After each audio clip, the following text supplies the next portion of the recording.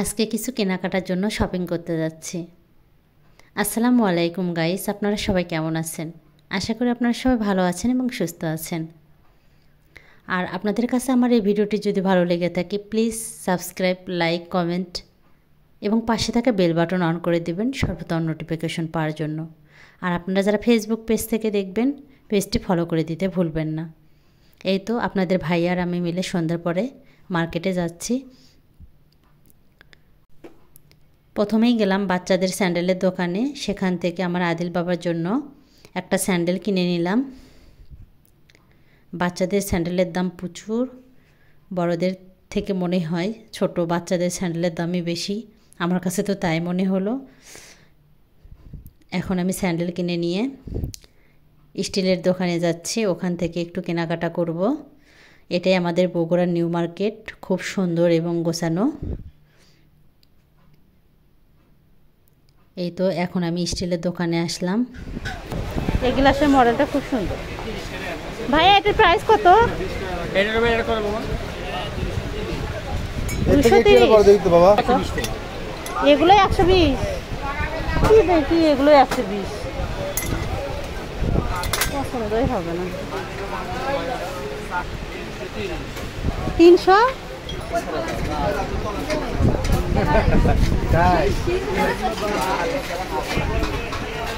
এটা বললো 800 না?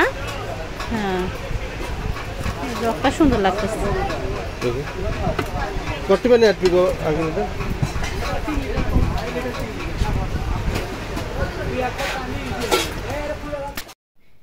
যে কোনো স্টিলের জিনিসপত্রের দাম কিন্তু অনেক বেশি, বিশেষ করে ইন্ডিয়ান জিনিসপত্রের দাম। আর ইন্ডিয়ান জিনিসগুলো দেখতেও সুন্দর। এই তো ছোট্ট একটা গ্লাস আমি নিলাম 220 টাকা দিয়ে, দেখতেও কিন্তু কিউট। কথাই তো আছে, যেমন গুড় তেমন মিষ্টি। ঠিক, কিন্তু জিনিসপত্র কিনতে আসলে খারাপ জিনিসপত্র পছন্দ হয় না, সবসময় ভালোটাই পছন্দ হয়। আর তখন কিন্তু দাম দিয়ে কিনতে হয়। তো আমার মনে হয় জিনিসপত্র কিনতে আসলে কম দামের জিনিস না কেনাই ভালো। যেমন এই যে স্টিলের জিনিস বিশেষ করে ভালোটা কেনাই ভালো। কারণ স্টিলের জিনিস যদি আমরা কম দামেরটা কিনি সেটা কিন্তু 2 দিন পরেই জং ধরে যায় এবং সেটা ইউজ করতে ভালো লাগে না। তো আপনারাও কিন্তু ভালো মানের স্টিলের জিনিস কেনার চেষ্টা করবেন। কেনাকাটা শেষ করে এখন আমি বাসার দিকে যাচ্ছি।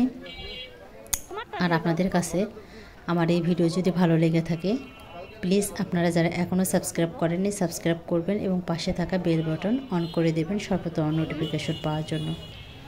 আর আপনারা যারা ফেসবুক পেজ থেকে দেখবেন পেজটি ফলো করে দিতে ভুলবেন না। আর আমাদের এই রাতের বগুড়া শহর আপনাদের কাছে কেমন লেগেছে প্লিজ আপনারা কমেন্টের মাধ্যমে জানাবেন।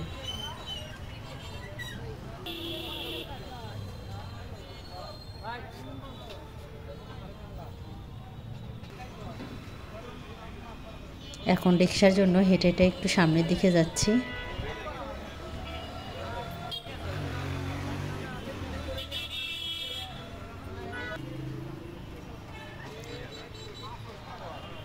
এখন আমি ফুটপাতের উপর থেকে বাদাম ভাজা আর সিমের বিচি ভাজা নিয়ে নিলাম। রিক্সায় বসে দুজনে খেতে খেতে বাসায় চলে যাব।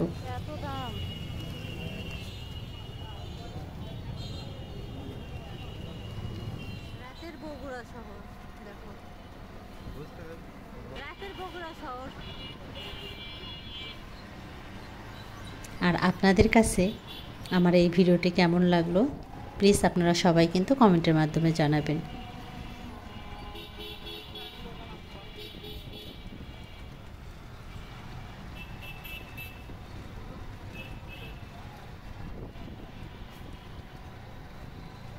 তো আজকের মতো এখানেই বিদায় নিচ্ছি। আপনারা সবাই ভালো থাকবেন, সুস্থ থাকবেন, নিজের প্রতি যত্ন নেবেন।